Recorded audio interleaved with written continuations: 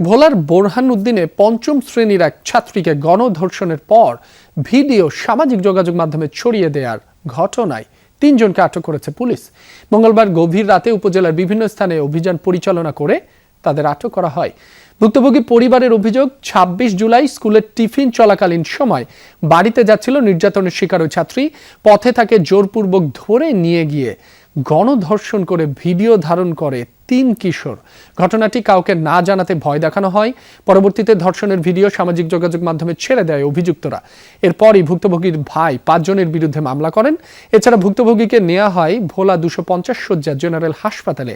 দোষীদের উপযুক্ত বিচারের দাবিতে জানিয়েছে ভুক্তভোগী ও তার স্বজনরা।